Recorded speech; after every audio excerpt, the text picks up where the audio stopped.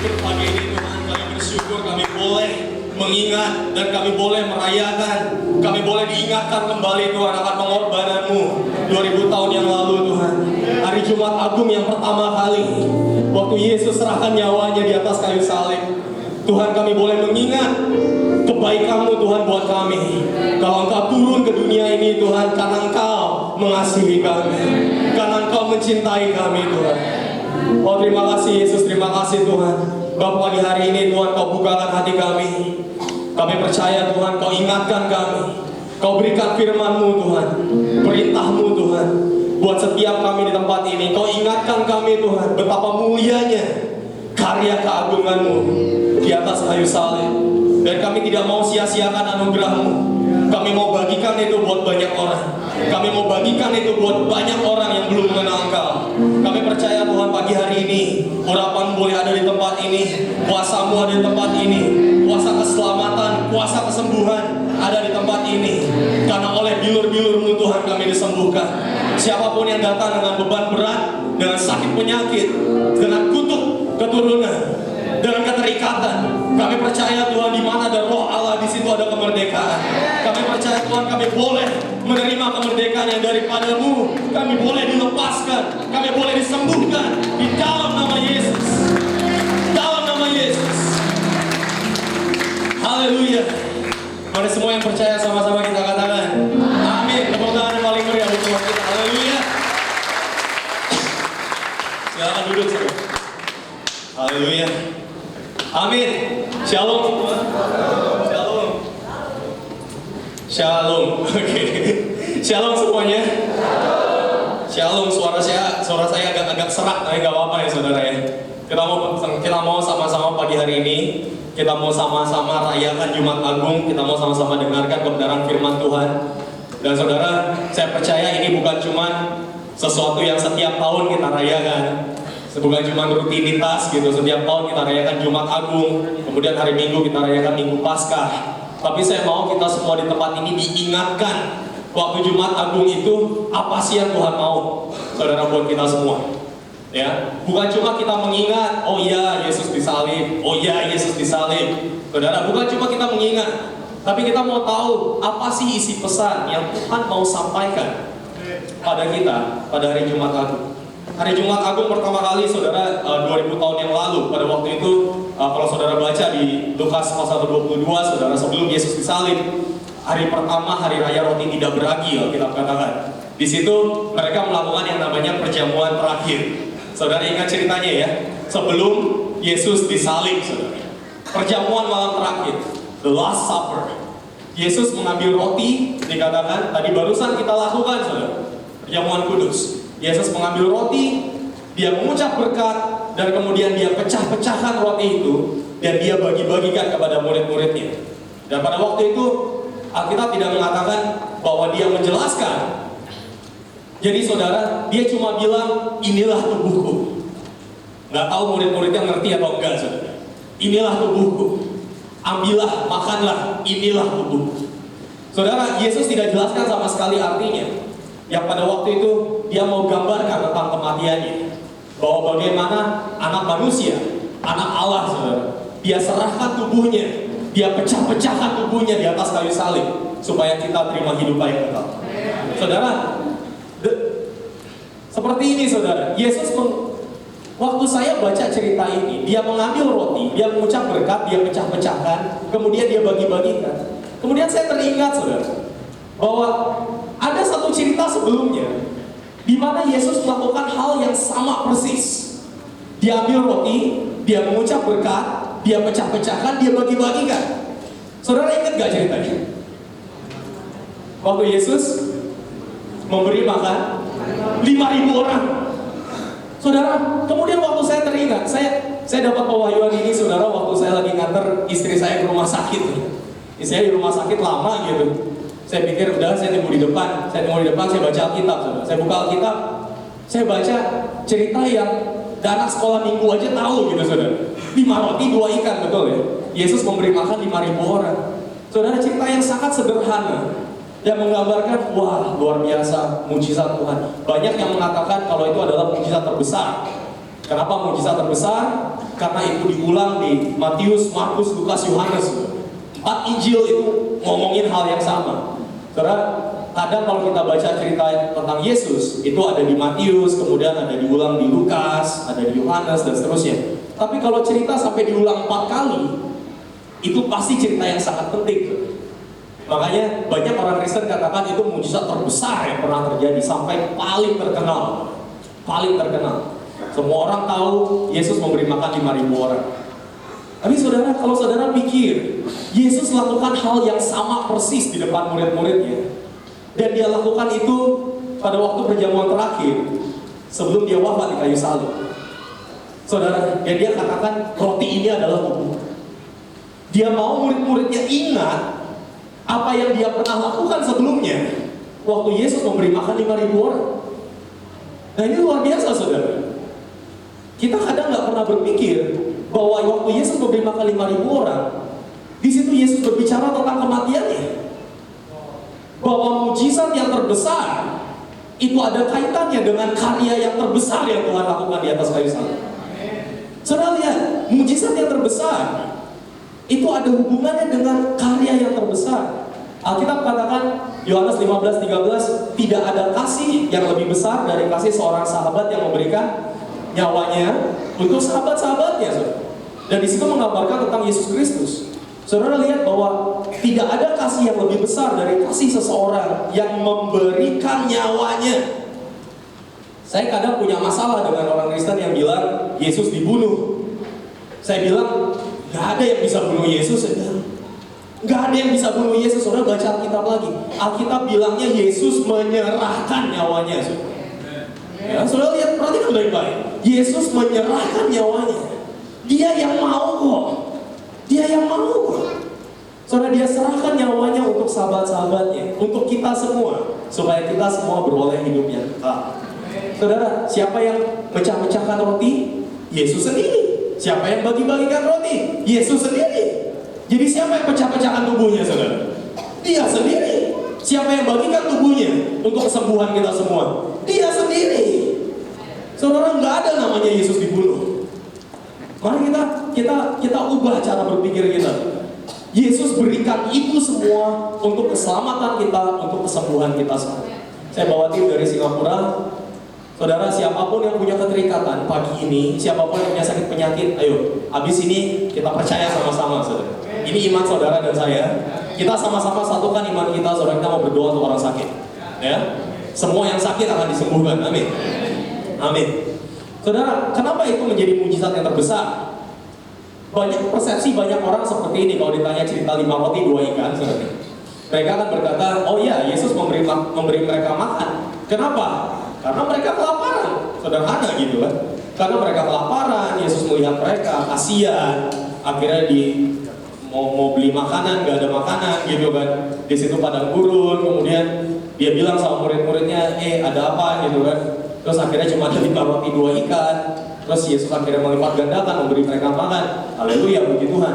Saudara, coba baca ceritanya sekali lagi. Oke, kadang kalau saudara baca Alkitab, saudara baca lagi, sampai saudara benar-benar dapat rema dari situ. Sampai saudara betul-betul Roh Kudus berbicara saudara kepada kita. Saudara siap belajar firman Tuhan, amin? Yuk, biar gak ngantuk. Nengok kiri kanannya, saudara kasih senyum satu sama lain, katakan, mari kita belajar firman Tuhan. Yuk. Kita sama-sama buka di Markus pasal ke-6. Markus pasal ke-6. Markus pasal ke-6. Ya, kalau sudah dapat katakan amin. Markus pasal ke-6. Saudara mungkin berpikir ini Jumat Agung kenapa ngomongin 5 roti 2 ikan gitu. Saudara, ini ada hubungannya, saudara. Ada hubungannya. Yang roti yang Yesus mau katakan di sini, saudara, itu berbicara tentang tubuhnya. Saudara, mari kita lihat. Markus pasal 6 ayat 30. Saudara sudah dapat?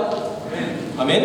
Ya, ayat 30 dikatakan kemudian rasul-rasul itu kembali berkumpul dengan Yesus dan memberitahukan kepadanya semua yang mereka kerjakan dan ajarkan. Perhatikan baik-baik, semua yang mereka kerjakan dan ajarkan. Saudara, ini pola pemuritannya Yesus. Saya mau kasih tahu, dalam pemuritan itu kerjakan dulu atau ajarkan dulu, saudara?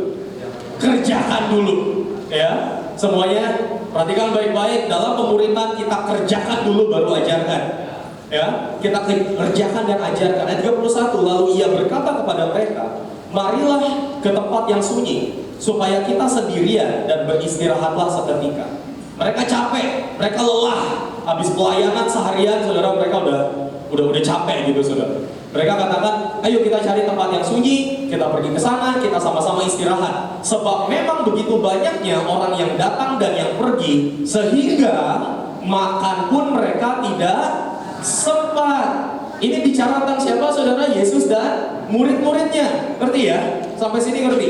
Mereka ke tempat yang sunyi, saudara. Ayat 32, maka berangkatlah mereka untuk mengasingkan diri dengan perahu ke tempat yang sunyi. Saya mau saudara ngerti backgroundnya, ya, latar belakangnya. Mereka naik perahu, mereka ke tempat yang sunyi. Itu bayangkan, tempat yang sunyi. Ayat 33, tetapi pada waktu mereka bertolak, banyak orang melihat mereka dan mengetahui tujuan mereka. Dengan mengambil jalan darat, segeralah datang orang dari semua kota ke tempat itu, sehingga mendahului mereka. Waduh, mau istirahat nggak bisa gitu, harus pelayanan tetap, saudara. Ayat 34, ketika Yesus mendarat, ia melihat sejumlah besar orang banyak, maka apa, saudara? Tergeraklah hatinya oleh belas kasihan kepada mereka, karena mereka seperti domba yang tidak mempunyai gembala. Lalu mulailah ia mengajarkan banyak hal kepada mereka. Jadi saudara, mereka datang untuk apa, saudara? Mereka mau mendengarkan firman Tuhan, ya. Mereka mau belajar firman Tuhan, mereka mau dengarkan firman Tuhan dari Yesus. Waktu mereka melihat Yesus di sana, saudara, satu kampung datang semua, saudara. Mereka datang berbondong-bondong, kenapa? Mereka mau dengarkan firman Tuhan. Saudara, ayat 35, pada waktu hari sudah mulai malam, datanglah murid-muridnya kepadanya dan berkata, tempat ini sunyi dan hari sudah mulai malam. Ini yang bicara siapa, saudara? Muridnya. Suruhlah mereka pergi supaya mereka dapat membeli makanan di desa-desa dan kampung-kampung sekitar ini. Oh, waktu saya baca lagi, saya mau tanya saudara sekarang, jadi yang lapar siapa, saudara?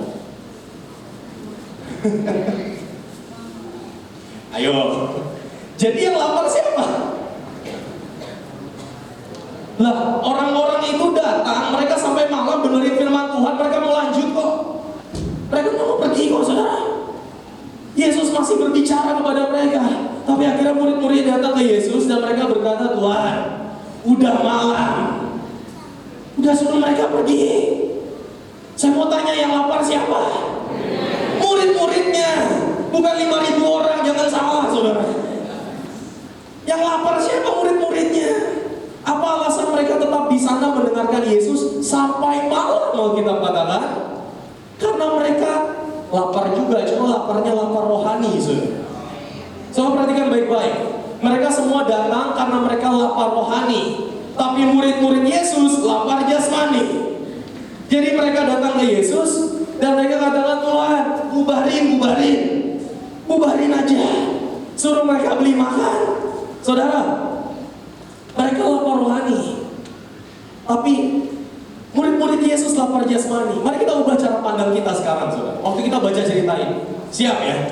Murid-murid Yesus suruh mereka pergi, suruh mereka bubar. Nah, banyak orang berpikir, oh, karena murid-muridnya peduli terhadap mereka, karena murid-murid Yesus itu peduli, mereka kelaparan, makanya mau dikasih makan. Saudara, saya mau kasih tahu, murid-murid Yesus suruh bubar karena mereka tidak peduli orang-orang ini lapar rohani. Nangkap sampai situ? Murid-murid Yesus tidak peduli bahwa orang-orang ini lapar dan haus akan firman Tuhan. Dan Yesus di sana, saudara. Kita ubah cara pandang kita. Yang Yesus lakukan di cerita selanjutnya, mujizat yang Yesus perbuat, bukanlah respon terhadap kepedulian murid-muridnya, melainkan respon terhadap ketidakpedulian murid-muridnya. Mereka lelah, mereka pelayanan terus-menerus seharian, mereka tidak ada waktu untuk makan, itu yang Alkitab katakan. Memang kasihan gitu. Mereka capek, mereka lelah. Akhirnya komplain sama Yesus, Tuhan, bubarin aja. Saudara lihat, mujizat Yesus terbesar bukan cuma masalah memberi makan jasmani saudara 5.000 orang. Saya mau kasih tahu, mujizat Yesus terbesar adalah mengajarkan murid-muridnya akan tugas terbesar yang mereka harus lakukan. Saya ulangi, mujizat Yesus terbesar adalah mengajarkan murid-muridnya akan tugas terbesar yang harus mereka lakukan. Saya mau tanya di GPPK Cibinong, siapa yang mau jadi murid Yesus angkat tangan? Yo. Ya, 10 orang. 10 orang. Siapa yang mau jadi murid Yesus angkat tangan? Kalau cuma 10 orang mengkhawatirkan. Saudara, cerita ini bukan cerita tentang lapar jasmani, ini cerita tentang lapar rohani, saudara. Ini tugas terbesar. Bahkan sampai Yesus pulang di perjamuan terakhir, saudara. Dia lakukan sekali lagi, dia ingatkan murid-muridnya akan tugas terbesar. Saudara siap belajar firman Tuhan ya? Apa itu lapar rohani, saudara? Kita lihat ayat 32 ya. Ayat 32. Sudah dapat? Maka berangkatlah mereka untuk mengasingkan diri dengan perahu ke tempat yang sunyi.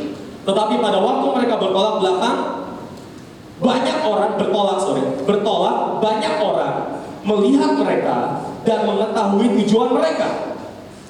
Dengan mengambil jarak-jarak segera datang orang dari semua kota ke tempat itu sehingga mendahului mereka. Saudara, saya mau kasih tahu, tempat yang sunyi dalam Alkitab bahasa Inggris, saudara, itu dijelaskan, saudara. A remote place, itu ngomongin apa, saudara? Ngomongin tempat di mana tidak ada sama sekali orang yang tinggal di situ. Saudara bayangkan, itu tempat seperti apa, saudara? Nggak ada orang sama sekali, nggak ada apa-apa di sana, saudara. Mereka ke tempat seperti itu karena mereka mau istirahat. Tapi saudara, waktu mereka ke sana, di Alkitab terjemahan yang lain dikatakan ada orang melihat mereka. Kemudian orang ini panggil seluruh isi kota, saudara, untuk datang sama-sama lihat Yesus. Saudara lihat, orang yang lapar rohani, orang yang lapar itu tidak pernah merasa cukup. Orang yang lapar tidak pernah merasa puas. Saya mau kasih tahu, kalau saudara jadi orang ini, saudara lihat ada Yesus di sana, mungkin saudara akan berpikir kebetulan gak ada antrian ya sebenarnya. Saudara akan kesana aja gitu. Tapi saudara, orang ini, orang yang lapar itu nggak puas kalau cuma dia yang kenal Yesus. Orang yang lapar rohani, saudara, dia mau bawa seluruh isi kampung sama-sama lihat Yesus. Amin. Saudara, saya mau tantang kita semua di tempat ini. Saya mau tantang, saudara. Kita semua di tempat ini, tua, muda, laki-laki, perempuan. Siapapun kita semua, saudara. Ingat akan tugas terbesar yang Tuhan berikan kepada kita. Orang ini lapar rohani, makanya dia bawa sekampung untuk ketemu Yesus. Mau gak kita bawa sekampung untuk ketemu Yesus? Bawa mereka semua untuk ketemu Yesus. Ada salam dari istri dan anak saya, saudara, dari Singapura. Mereka gak ikut. 2 minggu lalu mereka masih berpikir ikut gaya, saudara. Akhirnya istri saya bilang sama saya, aduh, ini hari Paskah. Kalau di Singapura kita Paskah itu bukan cuma memperingati, saudara. Kita itu pakai untuk memperkenalkan Yesus buat orang lain yang belum kenal Yesus. Saudara, kita pakai acaranya seperti itu. Dan pada akhirnya istri saya ajakin banyak orang yang belum kenal Yesus. Dan dia bilang sama saya udah dapat 2 bus penuh ini, katanya. Jadi kita booking 2 bus, saudara. Kita mau isi penuh dengan orang-orang yang belum kenal Yesus. Kita mau bawa ke gereja. Istri saya bilang sama saya gini, kalau saya nggak di situ, ntar siapa yang tahu? Waduh, saya jadi bingung, saudara. Akhirnya dibilang sama saya, boleh nggak naik demi jiwa-jiwa. Saudara, saya kalau udah ngomong jiwa-jiwa, saya udah deh. Saudara, kalau itu bisa terjadi di Singapura, ayo, itu bisa terjadi di Cibinong. Itu bisa terjadi di Cibinong. Saya mau tantang, ini hari Jumat, Minggu masih 2 hari lagi, saudara. Masih ada 2 ibadah lagi, saudara. Bawa teman-teman sekampung, bawa tetangga, bawa teman-teman kita, bawa anggota keluarga kita yang belum kenal Yesus. Biarkan mereka sama-sama kenal Yesus tempat ini. Saudara, ini tugas terbesar yang Tuhan memberikan buat kita. Ya, ada amin. Yuk sekali lagi katakan kiri kanannya, bilang sama mereka, saudara, bawa jiwa hari ini.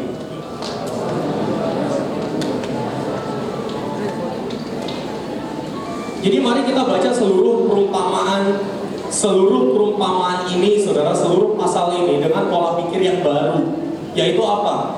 Yesus berbicara tentang lapar rohani. Yesus berbicara tentang lapar rohani. Jadi kalau saudara baca ceritanya, saudara pakai pola pikir yang baru. Ini berbicara tentang lapar rohani. Jadi kalau saudara baca misalnya ayat 42, katakan, dan mereka semua makan sampai kenyang. Saudara berpikirnya lapar rohani, mereka makan makanan rohani sampai kenyang. Saudara, pelajaran penting, kalau kita nggak lapar rohani, kita nggak bisa kenyang.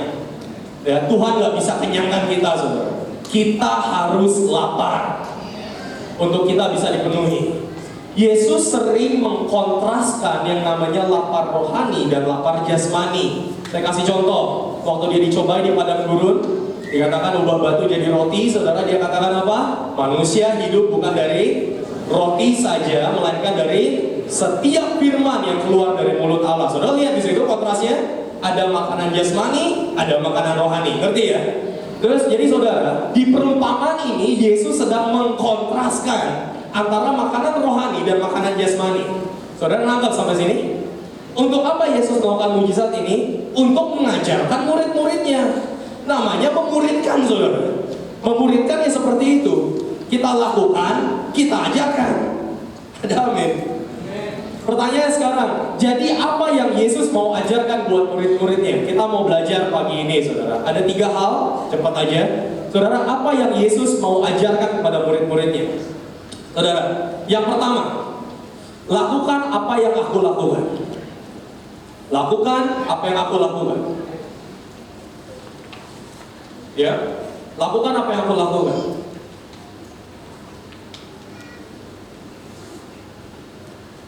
Amin. Yuk kita sama-sama baca ayat 35, saudara. Ayat 35, kita coba ngerti lagi ya sekarang ya.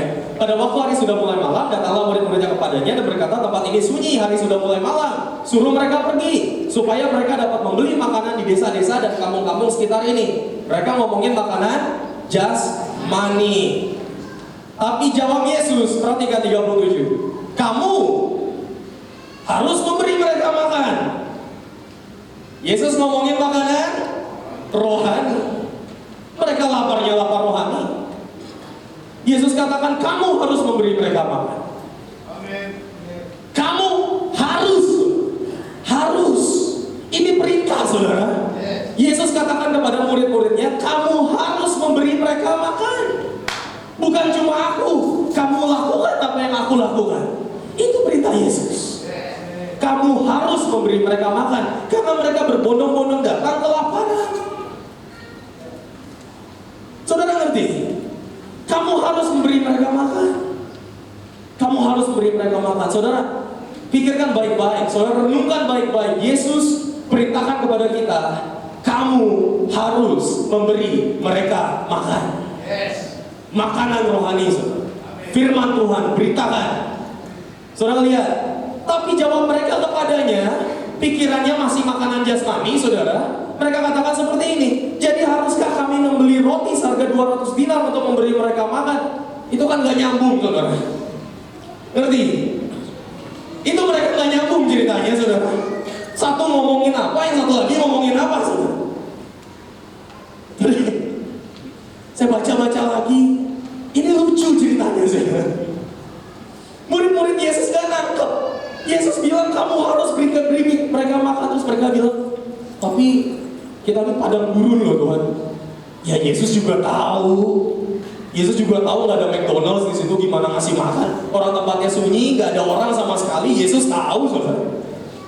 Lah, tapi mereka yang nggak nyambung, nggak connect kalau bahasa sekarang.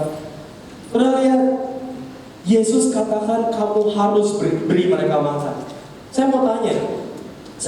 Jadi siapa yang beri mereka makan? Murid-muridnya. Yang Yesus suruh beri mereka makan. Murid-murid yang disuruh. Lah, pertanyaannya kenapa nggak Yesus aja nih? Yesus bisa nggak lakukan sendiri? Saya mau tanya, bisa. Yesus bisa lakukan sendiri, saudara. Tapi saya mau kasih tahu, Yesus bisa lakukan sendiri, tapi namanya pemuridan. Soalnya lihat, dia lakukan dan dia ajarkan kepada murid-muridnya. Ini loh, kamu harus lakukan. Kamu harus beri mereka makan. Jadi saudara, ini pasal bukan tentang Yesus memberi makan makanan jasmani kepada 5.000 orang. Ini pasal tentang bagaimana Yesus mengajarkan, memuridkan, memberi kuasa kepada murid-muridnya untuk memberi makan 5.000 orang. Dan saya bukan bicara tentang roti, saya bicara tentang firman Tuhan. Ada amin. Lakukan apa yang aku lakukan. Ayat 30 saudara. Kemudian rasul-rasul itu kembali berkumpul dengan Yesus dan memberitahukan kepadanya semua yang mereka kerjakan dan ajarkan. Saudara perhatikan, kerjakan, ajarkan, kerjakan, ajarkan. Yesus bisa lakukan sendiri. Yesus sedang mengajar firman Tuhan, saudara. Murid-muridnya lapar dan mereka nggak peduli dengan 5.000 orang ini. Yesus suruh mereka untuk memberi makan. Mungkin beberapa dari mereka akan berpikir, lah terus kami gimana? Oh, yang dipikirin 5.000 orang doang gitu. Nah terus kami gimana? Kami juga kelaparan gitu saudara. Dan saya mau kasih tahu, banyak jemaat Tuhan berpikir seperti murid-murid ini. Ya, banyak jemaat Tuhan berpikir Tuhan tidak peduli terhadap mereka. Padahal Tuhan sedang mengajarkan mereka. Saya ulangi, banyak jemaat Tuhan berpikir, banyak orang Kristen berpikir Tuhan tidak peduli terhadap mereka. Padahal Tuhan sedang mengajarkan sesuatu kepada mereka. Apa yang salah saudara? Fokusnya. Saudara berfokus kepada hal yang salah. Makanya saudara di pikiran kita jangan berpikir tentang jasmani terus. Amin. Pelajaran kedua saudara. Pelajaran kedua, berikan apa yang kamu miliki. Berikan apa yang kamu miliki. Di cerita ini ada satu anak kecil yang memberikan kotak makan siangnya saudara, mungkin dibungkusin sama mamanya gitu. Dia bilang, gak ada lagi yang mau makanan gitu, cuma saya. Akhirnya dia kasihin ke Yesus. Dia bilang, ini pakai aja. Ini pakai aja. Karena murid-muridnya waktu itu nyari siapa yang punya makanan gitu. Akhirnya dia bilang, ini pakai aja. Ada 5 roti, 2 ikan. Itu kalau dimakan enak gitu saudara, dilapis-lapis gitu. Ya, dimakan. Kayak hamburger gitu saudara. Ini buat anak kecil ini saudara, makan siangnya saudara. Dan dia berikan kepada Yesus. Saudara, waktu kita berikan sesuatu kepada Yesus, ingat, Yesus itu punya kuasa untuk multiplikasi. Saudara, apa yang kita punya, waktu kita berikan kepada Tuhan, Tuhan multiplikasi itu saudara. Di 1 Samuel 17, ada cerita Daud melawan Goliat. Dia saudara dikatakan dipakaikan baju perang oleh Saul. Kamu pakai ketopong, pakai segala macam, pakai tameng, bawa pedang, saudara, dan katakan dia nggak bisa jalan, saudara. Saudara baca ceritanya ya. Daud nggak bisa jalan pakai itu, karena dia masih anak kecil. Dia bilang, enggak, saya bunuh Goliat nggak pakai ini.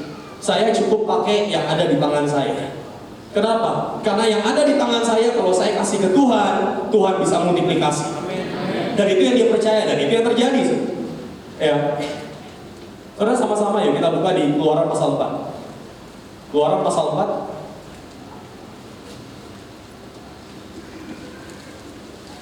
Keluaran pasal 4. Sudah dapat, katakan amin. Amin. Keluaran pasal 4 ayat pertama. Lalu sahut Musa, bagaimana jika mereka tidak percaya kepadaku dan tidak mendengarkan perkataanku, melainkan berkata, Tuhan tidak menampakkan diri kepadamu. Tuhan berfirman kepadanya, sangat sederhana saudara, apakah yang ada di tanganmu itu? Jawab Musa, tongkat. Titik. Saudara lihat, yang Tuhan mau pakai saudara, itu bukan apa yang ada pada orang lain. Yang Tuhan mau pakai itu, dia tanya kita pada pagi hari ini, apa yang ada pada tanganmu? Apa yang ada di tanganmu? Itu aku mau pakai. Cukup saudara, cukup. Waktu Musa bilang, cuma tongkat Tuhan, cukup aku pakai itu. Ya, tongkat itu jadi ular, tongkat itu buat mukul batu keluar air, saudara. Tongkat itu diacungkan, laut merah terbelah. Saudara lihat, tongkat, cuma tongkat. Dan Tuhan cuma tanya, apa yang ada di tanganmu? Sini, mau gak kasih ke Tuhan? Aku bisa pakai. Sama saudara, di cerita 5 roti 2 ikan, anak ini saudara, saya punya cuma 5 roti 2 ikan. Kalau saya makan, saya kenyang, habis. Yang lain masih lapar. Tapi kalau saya kasih ke Tuhan, Tuhan multiplikasi. Pada waktu kita berikan persembahan, saudara, punya pola pikir seperti ini. Kalau saya pakai uang ini, habis, ya, selesai, udah gitu aja. Tapi kalau saya kasih ke Tuhan, Tuhan bisa multiplikasi. Mau nggak kita punya pola pikir seperti ini? Ya, berikan apa yang kita miliki. Dan Yesus nggak pernah minta apa yang kita tidak punya. Banyak dari kita semua berkata, ya kalau saya sekaya dia sih ya nggak apa-apa gitu. Kalau saya hidupannya kayak begitu sih nggak apa-apa, ngasih ke Tuhan dan seterusnya, saudara. Kita bandingkan hidup kita dengan orang lain. Padahal yang Tuhan mau adalah apa yang ada di tangan kita, saudara. Bukan di tangan orang lain. Banyak dari kita ngerasa, oh tapi saya nggak bisa berkhotbah, saya nggak bisa memberitakan firman Tuhan, saya nggak punya apa-apa. Tuhan tanya, yang ada di tanganmu apa? Cukup. Saudara, yang kamu punya apa? Itu cukup. Beritakan kepada orang lain. Tapi saya baru bertobat, saya nggak tahu apa-apa. Kamu punya apa? Cukup. Beritakan itu kepada orang lain. Waktu dia panggil Petrus, pertama kali, saudara, Petrus masih nelayan waktu itu, Simon Petrus. Yesus katakan, hari ini juga kamu bukan lagi penjala ikan, melainkan penjala manusia. Dia nggak sekolah teologi, saudara. Langsung jadi penjala manusia loh. Paulus begitu dapat penglihatan, saudara, dia langsung beritakan firman Tuhan loh. Saudara, saya bukan bilang belajar firman Tuhan nggak penting, ya itu penting. Tapi saya nggak mau kita semua di sini cari-cari alasan untuk kita tidak memberitakan firman Tuhan. Udah deh, saudara, nggak ada alasan deh. Semua orang, tua muda, siapapun kita di tempat ini, kalau saudara dengar firman Tuhan, firman Tuhan katakan pergilah, jadikanlah semua bangsa muridku. Saudara, kita mau beritakan firman itu.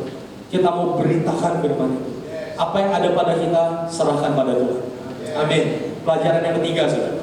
Ayat ke-39 kita lihat. Ayat 39. Ayat 39. Sudah dapat? Amin. Markus 6 ayat 39. Lalu ia menyuruh orang-orang itu supaya semua duduk berkelompok-kelompok di atas rumput hijau. Maka duduklah mereka berkelompok-kelompok, ada yang 100, ada yang 50 orang. 41. Dan setelah ia mengambil 5 roti dan 2 ikan itu, ia menengadah ke langit, ia mengucap berkat, lalu memecah-mecahkan roti itu dan memberikannya kepada murid-muridnya, supaya dibagikan kepada orang-orang itu. Nah ini penting.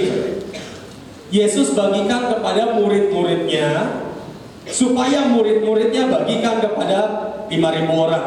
Saudara lihat, begitu juga kedua ikan itu dibagi-bagikannya kepada semua mereka, dan mereka semuanya makan sampai kenyang. Saudara, Yesus tidak menyuruh orang untuk semuanya ngantri satu-satu kayak bagi-bagi sembako gitu, saudara. Ya, ambil. Itu bisa sampai besok, saudara. Bisa sampai hari berikutnya, saudara, nggak kelar-kelar. Yang Yesus lakukan adalah dia tidak bagikan langsung kepada mereka, dia bagikan kepada murid-muridnya, supaya murid-muridnya bisa untuk membagikan roti itu kepada banyak orang. Saudara, lihat di sini, kenapa sih harus dibagi kepada kelompok kecil? Saudara, kapan sih mujizat itu terjadi? Kapan sih roti itu bermultiplikasi? Kadang kita berpikir, oh waktu Yesus menengadah ke langit, saudara, terus tahu-tahu itu tiba-tiba aja gitu, saudara, bermultiplikasi. Saya pikir jadi berat atau ya. Saudara, dia pegang seperti itu, gitu kan. Saudara, saya yakin saudara, waktu dia turunin kembali, rotinya tetap 5, saudara. Nah, saudara bayangkan ya, saudara bayangkan jadi murid-murid Yesus ya. Yesus ajarkan kepada mereka, ini kamu kasih mereka makan. Lagi, dan Yesus sedang berbicara tentang firman Tuhan. Murid-muridnya nggak tahu, ya. Mereka melihat itu, oke, ngasih makan 5.000 orang, caranya gimana? Yesus menengadah, dia ucap berkat. Mereka semua mengharapkan mujizat, saudara. Yesus turunkan, masih 5 rotinya. Udah duk gitu. Ini gimana? Yesus pecah-pecahkan. Dia bagikan kepada murid-muridnya 12 orang, saudara. Dan Yesus katakan, kamu harus bagikan kepada mereka. kamu harus beri mereka makan. Dan saudara, mereka duduk berkelompok-kelompok, murid-muridnya bagikan saudara ke satu kelompok. Dan waktu dibagikan, saudara bisa bayangkan saudara, saya bagikan ke satu orang. Orang itu ambil cuma pecahan roti loh saudara. Apa yang dia bisa lakukan? Dia bisa makan sendiri, ya. Kalau dia makan sendiri, ya kenyang sendiri saudara. Atau dia bisa bagikan lagi saudara. Dan saudara, waktu dia bagikan lagi, baru mereka semua mulai sadar, waktu mereka bagikan ke orang lain, roti itu multiplikasi. Saudara lihat, Yesus sedang berbicara tentang makanan rohani. Yesus sedang berbicara tentang firman Tuhan. Yesus sedang berbicara tentang firman Tuhan. Kalau saudara nggak mau bagikan firman Tuhan itu ke orang lain, firman Tuhan itu nggak akan bermultiplikasi. Saudara percaya itu? Kalau saudara nggak mau bagikan, itu nggak akan bisa bermultiplikasi. Justru waktu kita bagikan ke orang lain, saudara bisa melihat bahwa firman Tuhan itu bermultiplikasi, saudara. Mujizat terjadi, tanda-tanda terjadi. Saudara bisa bayangkan, kenapa harus kelompok kecil? Kenapa kelompok kecil itu penting? Kenapa KKA itu penting? Ya, kenapa komsel itu penting? Enggak semua orang di kelompok kecil itu percaya mujizat, betul? Ya, nggak semua orang percaya mujizat. Kadang-kadang ada yang rohaninya lagi lemah, saudara. Mungkin mereka berpikir seperti ini, waduh, gua nggak bakal dapat giliran. Kalau rotinya nyampe sini, kayaknya udah habis deh, gitu kan? Kayaknya nggak mungkin bisa terjadi, saudara. Dan saudara, kalau orang yang rohaninya lagi lemah, imannya lagi lemah, justru orang lain di sekitarnya itu kasih dia kekuatan. Justru kita berdoa buat dia. Justru kita dukung dia, saudara. Kita katakan, percaya sama firman Tuhan. Percaya sama firman Tuhan. Itu pasti bermultiplikasi. Lah itu gunanya kelompok kecil, saudara. Kita bisa saling menguatkan satu sama lain. Banyak orang datang ke gereja, itu berpikir apa? Oh, ini firman bukan buat saya. Betul? Ya, kadang kita berpikir seperti itu. Wah, ini firman Tuhan bukan buat saya. Bukan buat saya. Nggak kena deh, rotinya nggak bakal nyampe saya. Saudara, justru kita harus datang ke kelompok yang kecil, supaya di kelompok kecil itu firman Tuhan bisa diulang, diajarkan kembali, saudara. Jadi semua bisa dikuatkan, semua bisa percaya, semua bisa kebagian roti itu. Amin. Kalau saudara orang pertama, sekali lagi, saudara akan berpikir, kalau saya makan sendiri, saya kenyang, kalau saya bagikan, ini saya bingung gitu kan. Belum tentu bisa ngasih makan semua orang. Saudara, kalau saudara nggak mau berbagi, mujizat nggak akan terjadi. Dan di situ mereka belajar bahwa apa, sekecil apapun roti yang saudara berikan kepada orang lain, roti itu akan berlipat ganda. Saya ulangi, sekecil apapun firman Tuhan yang saudara bagikan kepada orang lain, firman itu akan berlipat ganda, saudara. Ya, itu yang Tuhan mau ajarkan. Saya mau tanya, lebih mudah memberitakan firman kepada 50 orang atau 5.000 orang? Ya 50 orang lebih gampang, saudara. Lah di situ latihannya, saudara. Di situ latihannya. Gereja ini punya visi, saudara. 5.000 orang, 5.000 jemaat. Kalau saudara nungguin 5.000 jemaat, baru saudara mau beritakan firman Tuhan, aduh, udah telat. Lakukan sekarang. Lakukan sekarang, saudara. Justru di kelompok yang kecil, saudara bisa lakukan itu. Saudara, Yesus lagi memberi makan 5.000 orang. Dia sedang mengajarkan mereka firman Tuhan.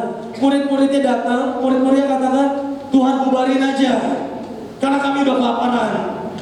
Dan Yesus katakan, gak bisa, kamu harus beri mereka makan. Kamu harus beri mereka makan. Terus pikirannya masih makanan jasmani, saudara. Mereka katakan, di mana mau beli makan? Ini 200 dinar gak cukup, katanya orangnya banyak. Akhirnya Yesus katakan apa, saudara? Apa yang ada padamu? Ya, apa yang ada padamu? Mereka cari, cuma ada 5 roti 2 ikan dari anak kecil. Perhatikan baik-baik, Yesus cuma tanya apa yang ada padamu. Penting ya, saudara. Yang terpenting adalah apa yang ada padamu, saudara. Dan murid-muridnya masih berpikir makanan jasmani. Cuma 5.000 roti 2 ikan, Yesus. Yesus berpikir, oke, ini masih nggak connect. Masih nggak nyambung. Yesus katakan, oke, aku akan pakai 5 roti buah ikan untuk ngajarin mereka. Dan Yesus ambil roti. Dia menengadah ke langit, dia ucap berkat, dia pecah-pecahkan, dia bagikan. Dan dia katakan, kamu kasih mereka makan. Mereka duduk berkelompok-kelompok dan murid-muridnya belajar, saudara. Mereka kasih sambil percaya bahwa apa? Ini roti walaupun cuma sedikit, ini akan bermultiplikasi. Mereka kasih kelompok yang satu lagi. Saudara, mereka kasih semua. Saudara, kira-kira gitu, saudara. Kalau habis satu KKR besar gitu biasanya ada namanya debrief gitu. Kita kumpul semua, ya tadi kalian belajar apa gitu. Yesus tanya ke murid-muridnya, tadi kalian belajar apa? Murid-muridnya mungkin akan bergairah gitu. Wah, tadi kami lihat mujizat Tuhan. Rotinya bermultiplikasi, ikannya bermultiplikasi, luar biasa Tuhan. Yesus akan berkata kepada mereka, kalian sadar gak? Kalian barusan kasih makan 5.000 orang. Kalian sadar gak? Kalian barusan ngasih makan 5.000 orang loh. Bukan saya loh. Ini kalian. Ini kalau mau judulnya diganti, saudara. Jangan Yesus memberi makan 5.000 orang. Yesus mengajarkan murid-muridnya untuk memberi makan 5.000 orang. Ya. Dia ajarkan murid-muridnya, saudara. Dia ajarkan murid-muridnya. Dan saudara, mungkin selesai cerita, mereka masih gak nangkep. Itu roti ngomongin apa?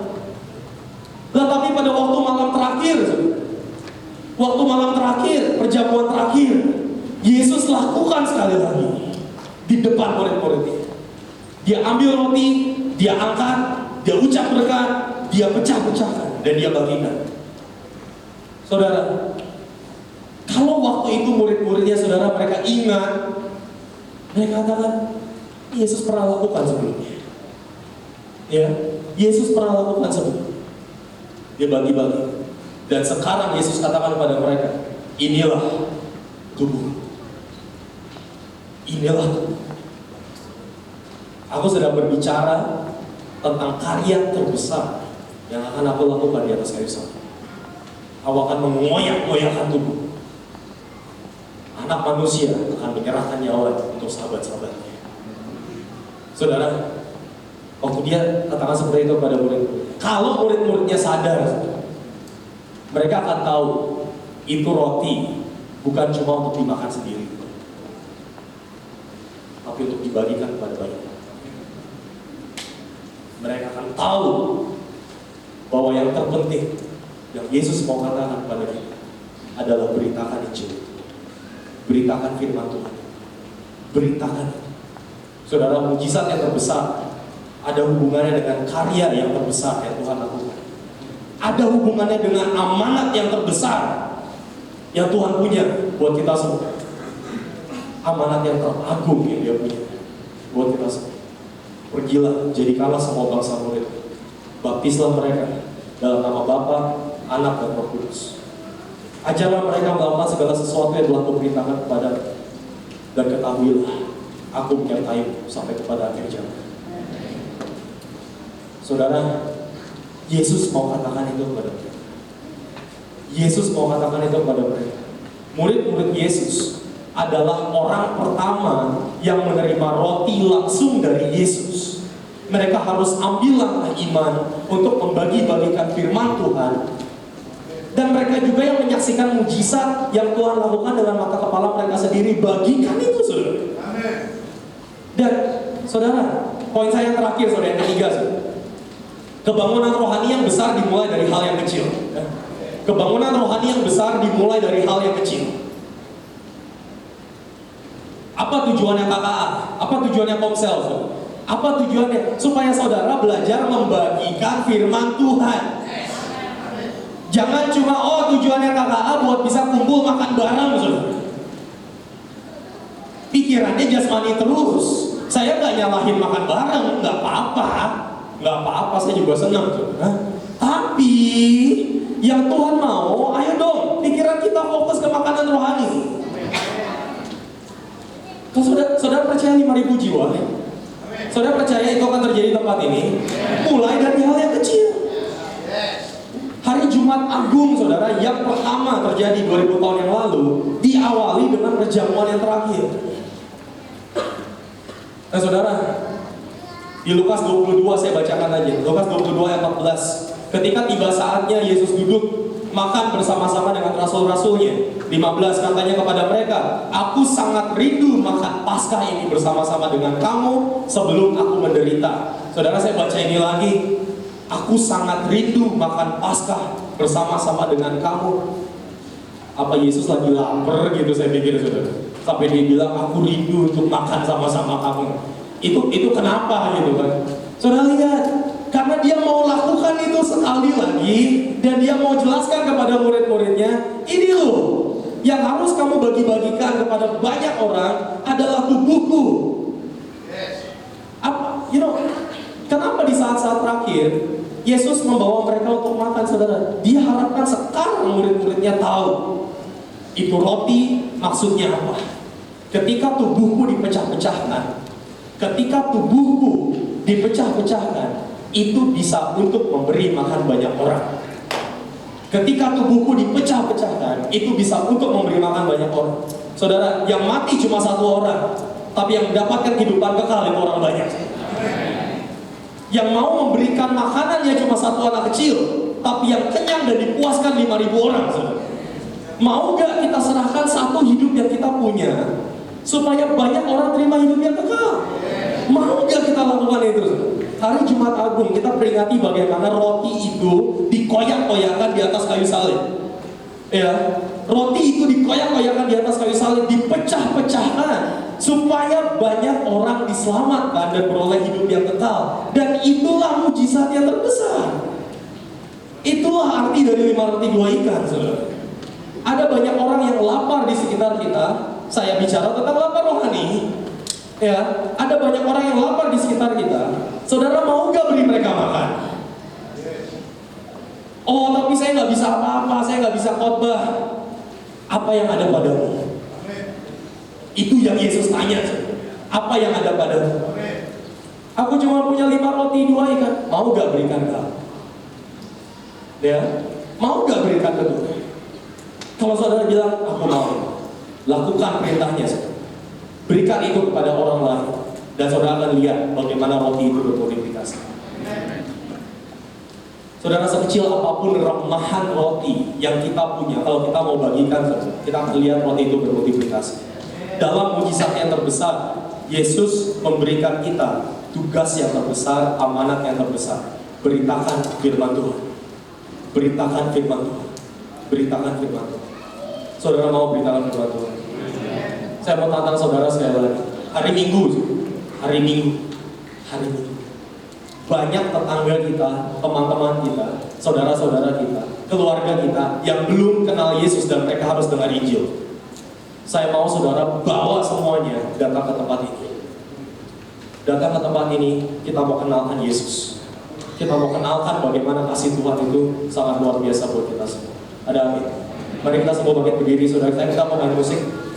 Singer untuk bantu saya. Mari kita nyanyikan karya terbesar. Terima kasih Tuhan. Mari kita semua bangkit berdiri dan tutup mata kita dan tundukkan kepala kita. Mari kita sembah Tuhan sekali lagi. Kita arahkan hati kita di hari Jumat Agung ini, saudara. Kita mau mengingat bagaimana tubuhnya dikoyak-koyakkan di atas kayu salib. Dan karena satu tubuh yang dikoyak-koyakkan, kita semua beroleh hidup yang kekal. Kita semua beroleh kesembuhan.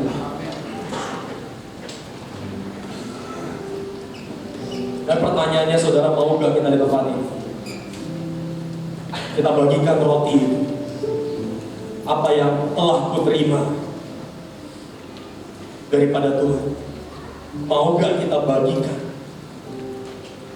kepada banyak? Mari kita nyanyikan karya terbesar.